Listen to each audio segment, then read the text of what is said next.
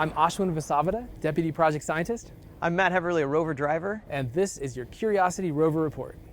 Curiosity has been on Mars for one Mars year. That's 687 Earth days.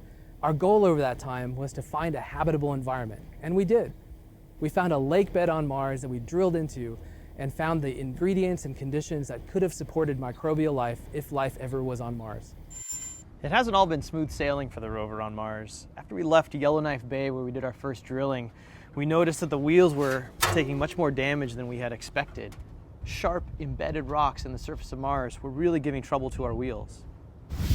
We think we understand what's causing those holes from a lot of tests that we've done here in the Mars yard and a lot of analysis of the terrain from our orbital images.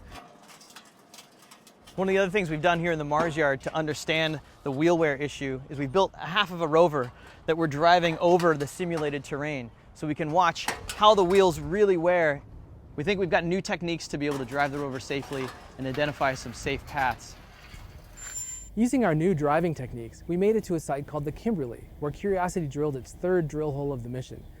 We drilled into a site where water flowed across the surface and deposited a series of sandstones. We drilled into one of those sandstones, acquired rock powder, and fed it to our two analytical laboratories located inside the rover body. While the rover was at the Kimberley doing its drilling campaign, it even took some time to take a selfie. It reached out its robotic arm, just like me with my camera phone, and it used the Molly to take a series of pictures that it stitched together to take its self-portrait. The rover took a selfie before drilling and after, so you can even see where it drilled a hole on Mars.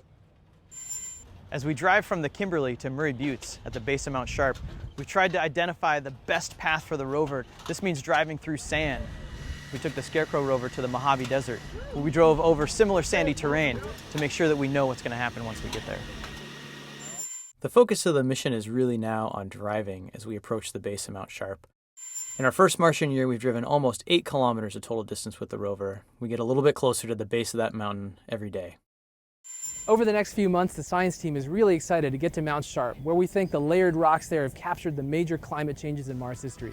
We can't wait to get there and figure it all out, but it's going to take a lot of driving. You ready, Matt? Ready. Let's do it.